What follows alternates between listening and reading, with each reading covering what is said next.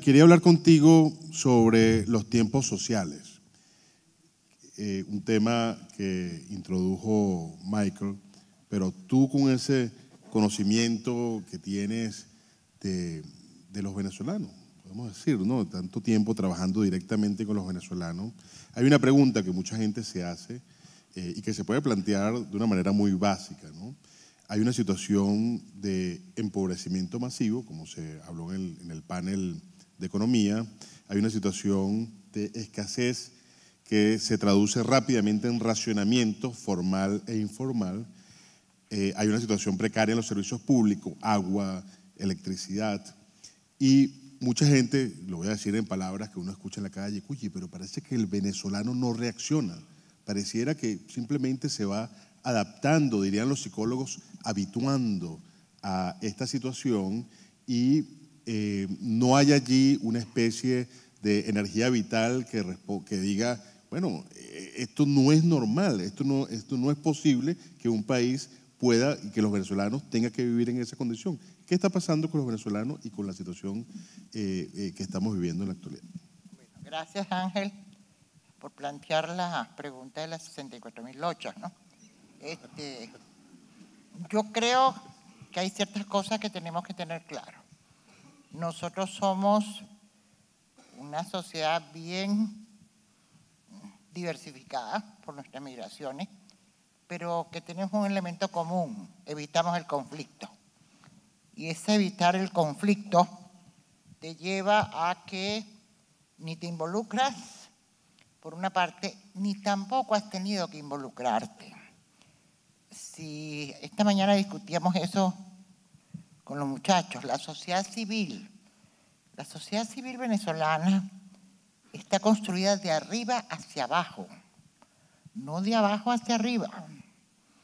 El petróleo había que dosificarlo y fue generando los elementos intermedios. Pero eso no significa que tenga capacidad de enfrentarse a esa estructura.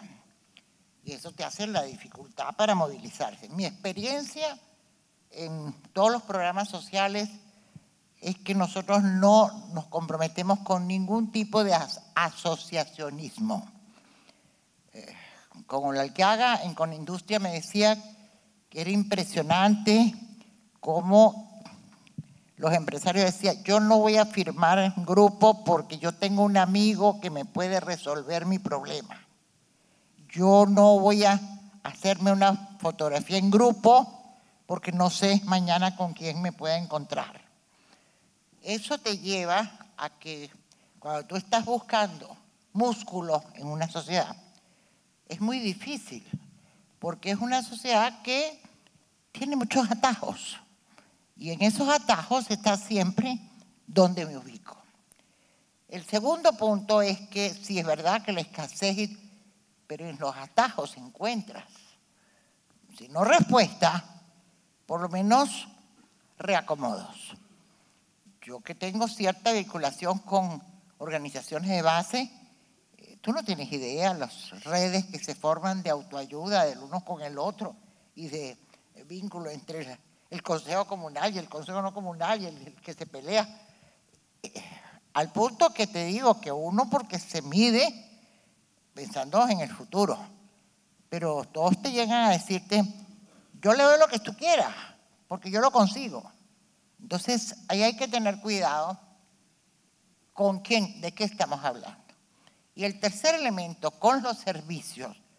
Esta mañana el drama del barrio San Isidro en Mariche era pánico, porque el desborde de la alcantarilla fue tan brutal que la gente lo único que decía es: aquí ningún alcalde sirve para nada. Y ahí no había diferencia. Entonces, cuando tú me dices cuáles son los tiempos, yo te diría que depende mucho de los líderes. Depende mucho de líderes que acompañen gente. Pero también depende de gente que entienda qué es lo que tiene y qué es lo que pierde. Mientras tú no entiendes lo que pierdes, no tienes por qué moverte. Yo te diría que algo más importante que esto es que pensemos un poco qué nos une. Nos une el compadrazgo, nos une la amistad momentánea y nos une no meternos en problemas. Yo sí creo que, por ejemplo, hay un desencanto con lo que pudiéramos llamar socialismo del siglo XXI. Ni siquiera digo si es chavismo o no es chavismo, porque ya no sé qué es. Pero sí hay desencanto, pero es muy parecido a lo que le pasa a las mujeres. Yo que he manejado el problema de las mujeres violentadas, no le hables mal de su marido y de sus compañeros, ni le digas que la golpeó, porque usted no lo conoció cuando yo me casé con él. Era buenísimo, me lo echaron a perder. Entonces, yo no puedo entrar en esa diatriba. Lo que sí te puedo decir es que el empobrecimiento que tenemos en este momento todavía tiene un condimento que lo vemos varias veces en esta semana en Antímano, que es donde hemos tenido que trabajar, que piensan que es temporal. Y entonces no hay la suficiente fuerza. Por ejemplo, vamos a salir de lo social. Yo estoy viendo cómo estamos destrozando a la Polar, pero no hay nadie que cante a favor de la Polar. Yo no me meto. Pero por otro lado también reconozco que a la Polar no le gusta que pongan su problema al frente, que ellos lo manejan a sí mismos. Entonces, en esa ambivalencia, yo lo que creo es que hace falta realmente una visión de cuál es la alternativa. Y por eso me preocupa, ¿cuál es el camino alternativo? Y yo le tomaba el pelo a Michael, con el cual reconozco que tiene una pinta de malandro que lo ayuda. Yo sí creo que hay que pensar un poquito en las preguntas que hay que hacer. ¿Cuáles son las preguntas? ¿Por qué la pobreza? ¿Cómo se siente la gente en la pobreza? Yo te digo, mira, desgraciadamente muchas veces te dicen, yo no soy pobre porque yo hago lo que quiero. Es la misma pobreza que te estabas hablando. Yo estoy aterrada, los datos que estamos sacando en Cania es que ya estamos perdiendo crecimiento físico en nuestros bebés de menores de 2 años. Estamos volviendo a previos del 70. Y cuando tú le dices, no, pero eso se compone. Bueno, por Dios. Entonces, Ángel, yo sí quisiera que no pensáramos que esto va a ser una receta. Esto hay que construirlo. Y construirlo con variables bien contradictorias. Variables contradictorias significan escuchar las diferencias. A mí me impacta que tú no escuchas lo que dice la gente. Yo las pocas colas que he hecho por razones limitantes físicas, me espanta lo que oigo. Porque lo primero que se me acerca la gente a decirme, ¿usted cree que eso es posible? Es que aquí ninguno sirve para nada. Y le dije, ¿y usted qué quiere hacer? No, yo no soy la que tengo que hacer, que hagan los demás. Entonces, Ángel, yo diría que el área social, servicios, sí. Ojo, en los servicios hay que pensar cómo los resuelve la gente. Yo he sido testigo de grandes problemas de vivienda porque la gente no acepta las casas con pisos de cemento porque no tiene cómo resolver los problemas de basura y prefiere el barrio con lodo porque eso me corre. Entonces, yo sí quisiera que la pregunta que nos hiciéramos es ¿cuál es la capacidad de generar un simbolismo que nos una? Un simbolismo que nos haga ver parte de un todo. Sí. Gracias. Muchas gracias, Mercedes.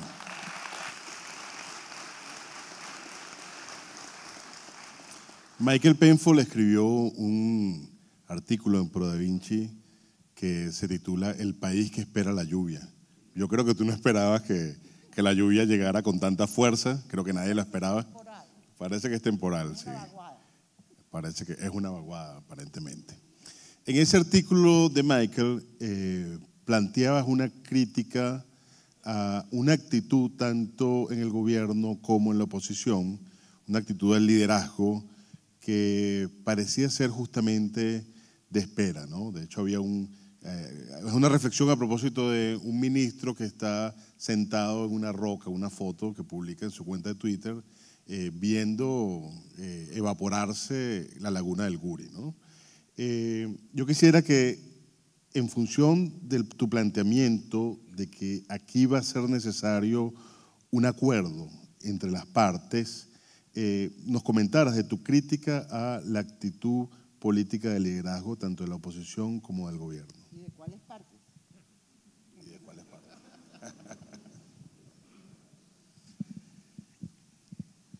Mira, yo creo que el país está viviendo un dramatismo, que lo acaban de describir, y una involución, no económico, de desarrollo, de indicadores básicos de desarrollo.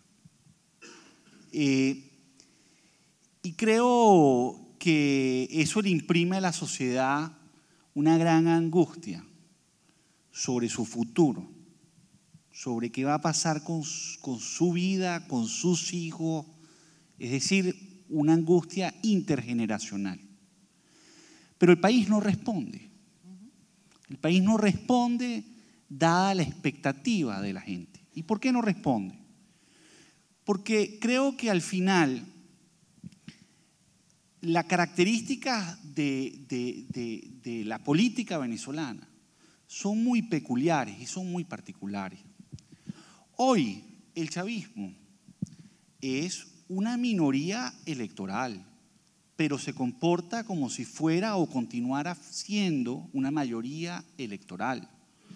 Es una minoría política, es la principal minoría política del país, no hay duda de eso, pero se comporta como hegemónico. La oposición en este momento es una coalición electoral mayoritaria, sin duda, lo acabamos de ver el 6 de diciembre, pero se comporta como una mayoría política que todavía no es, porque vemos facciones o vemos grupos con distintas visiones del mundo. Y de la cartulina uno tiene la enmienda, el otro tiene la asamblea constituyente, uno quiere la renuncia, en fin. Entonces, esa es la realidad. Ahora, yo vuelvo al tema social, que es lo que a mí en este momento me preocupa.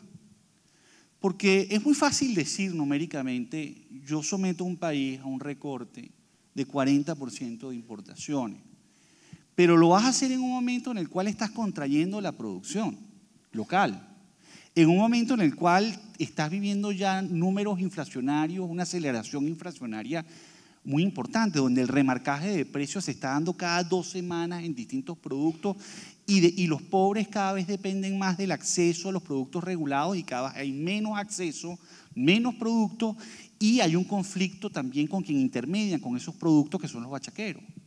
Es decir, estamos en un país que está conflictuado. Cuando la gente dice no hay conflicto en Venezuela, eso no es verdad. Hay conflicto todos los días. Lo que no hay, ¿verdad? Ese conflicto no ha escalado. Y a mí no me queda claro que va a escalar por distintas razones que tienen que ver con la dinámica social, que tienen que ver también con el control político de esa realidad social, etc. Ahora, cuando yo hacía la metáfora de la lluvia y yo lo que estoy tratando de decir, en el fondo, es que el país lo que quiere es un plan. El país lo que quiere es una conexión con el futuro. Y eso no lo está teniendo. Y yo voy a una lectura, y aquí ya una crítica, a cómo ha venido operando la oposición, que todavía en las mismas encuestas la Asamblea preserva una buena aceptación, sin duda, pero creo que hay unos temas de fondo que debe atacar. Yo creo que el voto del 6 de diciembre, a mi manera de ver, era un voto básicamente por el cambio económico, por el cambio social. Era forzar al gobierno a abandonar un proyecto. Yo creo que eso fue por lo que la gente votó. Ahora, sabiendo que eso podía suponer un cambio político. Pero lo que creo que perdimos en ese proceso, y contaba José Ignacio el tema de las 2/3 partes, el electorado le dio a la oposición el 6 de diciembre algo muy poderoso, que eran las 2/3 partes. Se lo dio, se lo ganó democráticamente. Y no solamente se lo ganó democráticamente, logró defenderlo y logró que los militares aceptaran esa realidad.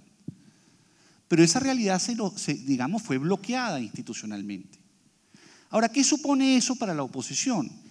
Ese conflicto de tener las 2/3 partes implica que tú tienes una amenaza creíble en un conflicto frente al que tiene el conflicto contigo, en este caso el Ejecutivo. ¿Por qué? Bueno, porque tú podías hacer muchas cosas con esas 2/3 partes. Ahora no la tienes y por lo tanto ya el gobierno no tiene incentivo alguno de negociar. Es decir, aquí vamos, y vuelvo y repito mi intervención inicial, a la profundización de un conflicto. Y mientras tanto, ¿qué? Mientras tanto se va la luz, mientras tanto no sabemos exactamente cómo vamos a lidiar con el tema de la escasez, mientras tanto no tenemos respuesta a cómo vamos a frenar la inflación, no tenemos claridad sobre cómo vamos a resolver los problemas tan importantes que tenemos enfrente. En ese país estamos hoy. Ahora tú me preguntas a mí, ¿ese país es sostenible? No, claramente no es sostenible, pero requiere de mucho liderazgo político, requiere de un momento político, de una comprensión de la magnitud del problema. Lo que ocurre, y culmino aquí, es que el liderazgo político es efímero y se siente efímero. Maduro se siente efímero, que está colgando sobre un hilo. Los líderes de la oposición no saben si gana el referéndum, si se implementa la enmienda, o entonces gana uno y pierde el otro. Es que la política y la democracia sirve no solamente para votar, sirve para dar garantías mutuas, para que tú te preserves en el tiempo. Esa es la belleza de la democracia. Y eso es algo que tenemos que construir, y eso es algo además donde la sociedad tiene que involucrarse. Y eso sí pienso yo que ha sido una ausencia muy grande en Venezuela en estos. La sociedad está diciendo algo que a mí me parece, y lo ves clarísimo en las encuestas, 80% de las personas te dicen quiero cambio. 85% de las personas te dicen quiero cambio económico. Te dicen quiero una salida, puede ser la enmienda, puede ser el referéndum. Le preguntas, ¿estás dispuesto a movilizarte, a votar? Todos te dicen yo estoy dispuesto a votar mañana. Y le dices, ¿está dispuesto a movilizarte? Y no está dispuesto a movilizarse en esa misma dirección. ¿Por qué? Bueno, hay razones de peso. Están muy ocupados resolviendo. Tienen miedo, ¿verdad? Es incierto, el liderazgo no les genera la credibilidad, hay un aprendizaje del pasado, ha habido muchos fracasos en el pasado, muchas frustraciones, y ese es el país que tenemos. Ahora, el punto está en que el liderazgo tiene que imprimirle mucho sentido de futuro, tanto del lado del chavismo como del lado de la oposición, para que este país pueda salir hacia adelante. Gracias, Michael.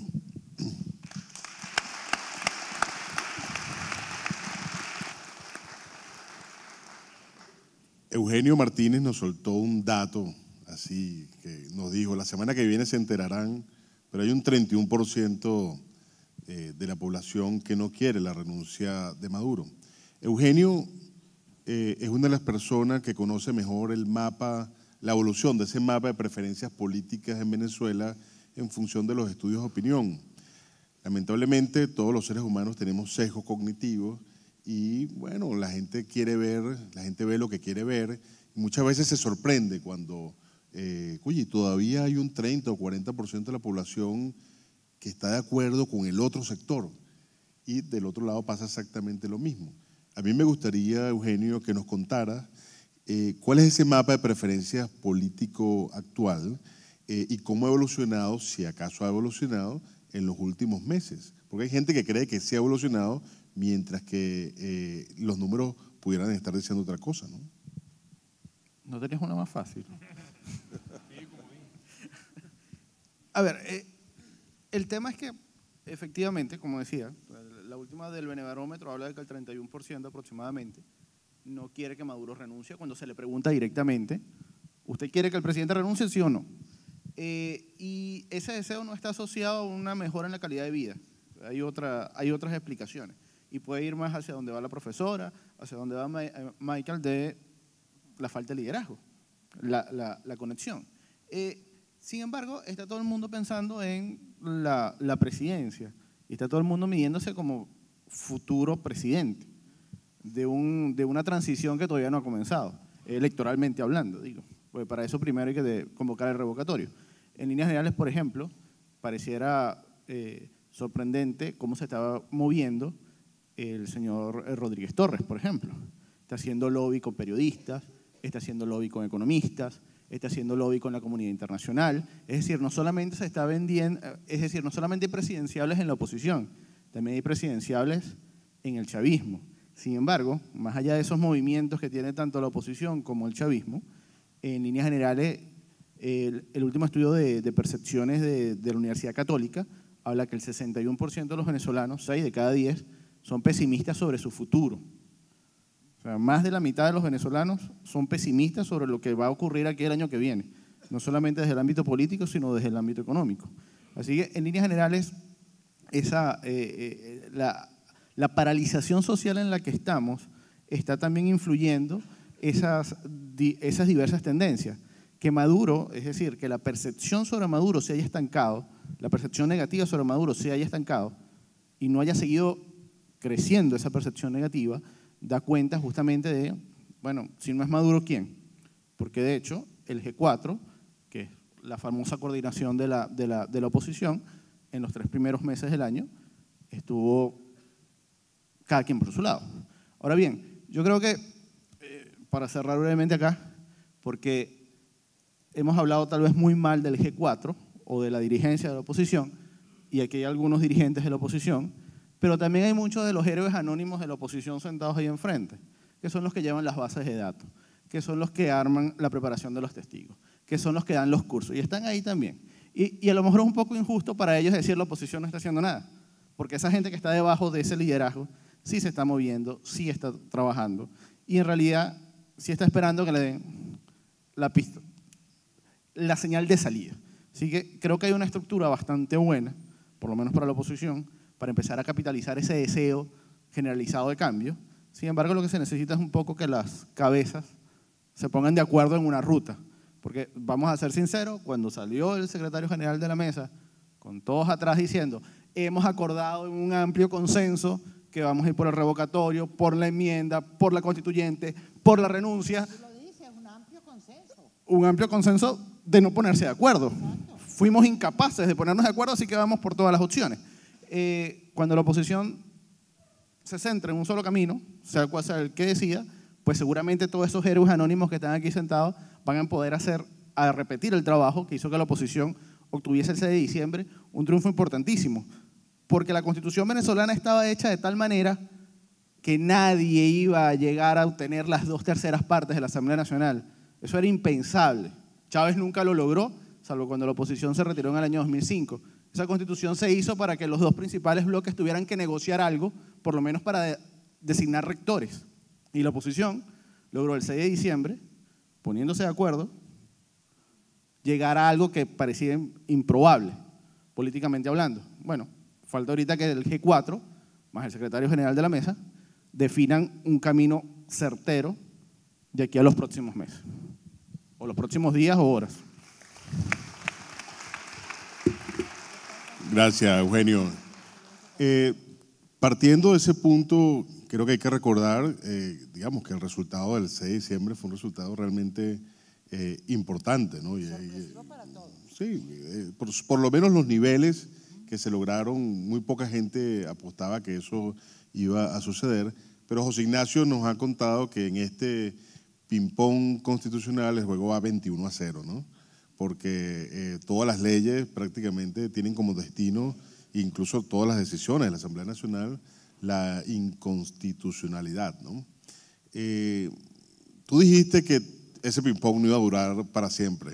Entonces quisiera que exploraras, bueno, cómo justamente se puede romper esa situación, ese equilibrio que creemos que puede ser inestable, a partir de dos poderes que están, digamos, yo no diría casi que enfrentados, sino que uno juega, es decir, da un paso y el otro simplemente lo anula, ¿no? Sí, esa es una muy buena pregunta también. Fíjense el tema del ping-pong, ¿no? ¿Cómo puede terminar esta partida de ping-pong constitucional? Bueno, de la manera en la que puede acabar cualquier partida de ping-pong, ¿no? Y esta idea a mí se me vino una vez viendo a mis hijos jugando ping-pong. El chiquitico es un as jugando ping-pong y está jugando con un amiguito y tenían como 1 hora y no se acababa la partida. Y al final la partida se acabó de una manera y dije, no, esto es lo que yo estaba buscando el ejemplo para entrarle a este tema constitucional. ¿Cómo se acaban las partidas de ping-pong? Bueno, se acaba primero porque hay una de las dos partes que gana. O ganó la Sala Constitucional, entiéndase el gobierno, o ganó la Asamblea Nacional. Tuvo más peso, tuvo más poder. Puede pasar, es la segunda posibilidad, que uno de los dos se salga de la partida, ¿no? La Asamblea Nacional dice, yo llegué hasta aquí, yo no puedo seguir más. O la Sala Constitucional, entiéndase el gobierno, dice, no, yo dejo hasta aquí, ¿vale? Que gane el otro. La partida de ping-pong también puede acabar, y Michael lo ha recordado varias veces hoy, con un acuerdo entre los jugadores, ¿no? Pasa que en esta partida de ping-pong hay varios actores con los cuales ese acuerdo se puede llegar, pero también ese acuerdo puede terminar la partida de ping-pong. Y por último, como fue el caso de la partida de ping-pong de mis hijos, las partidas de ping-pong acaban cuando un tercero en discordia decide, mire, 2 jugadores, se acabó esta partida de ping-pong. Que fue lo que pasó en mi caso. Mi hijo mayor, que es bastante grande, fornido, le dio un golpe a la mesa de ping-pong y dijo, se acabó el ping-pong, ahora me toca a mí. Los 2 niños entregaron raudo y solícito las raquetas, ¿no? Entonces, por ahí yo creo que va a ir los destinos. No me pregunten cuál de esas opciones, porque ya dependerá de la dinámica, pero sí quisiera, para cerrar esta rueda de intervención, 3 puntos importantes de reflexión, ¿no? Lo primero, que ha salido varias veces de las 2/3 partes. Yo siempre he dicho, y lo insistí, lo insisto, las 2/3 partes tenían un peso simbólico, no tenía un peso práctico. Si la Asamblea Nacional tuviese 112 diputados, no hubiese pasado nada distinto a lo que hubiese pasado jurídicamente o constitucionalmente. El impacto político de haber tenido 12 diputados y luego perder 3, eso ya es otra dimensión que quizás no me corresponde a mí resolverlo. Lo segundo que yo quisiera enfatizar y señalarlo es que lo que ya dije antes, este es un guión y créanme, lo que va a pasar es la nulidad de todas estas leyes. Eso no debe sorprendernos y la Asamblea creo que debe hacer un trabajo de ir llevando esta crisis con sus tiempos, ¿no? Quizás el tema de la enmienda ha acelerado un poco la crisis política inminente. Y lo último, y con esto sí que concluyo, es recatar un poco el concepto de constitución. Y a mí se me dice mucho, y a veces cuando escribo los artículos en Provincia la gente me dice, pero ¿y qué importa la constitución? Aquí se viola cualquier cosa, eso no sirve para nada. Es que el tema en realidad de la constitución tiene una implicación que va un poco más allá de lo jurídico. La constitución es un pacto de convivencia social y cumplir la constitución garantiza, no que no haya conflictos políticos, que lo va a haber, sino que esos conflictos puedan resolverse de manera pacífica. Que el verdadero riesgo con la sistemática violación a la Constitución, como yo digo, ese librito azul que se exhibe muchas veces, pero se lee poco, la sistemática violación a la Constitución lo que está haciendo es evitando que un conflicto político que está pueda discurrir por causas institucionales y pacíficos, y eso sí que nos coloca en una situación bastante problemática. Muchas gracias. Gracias, José Ignacio.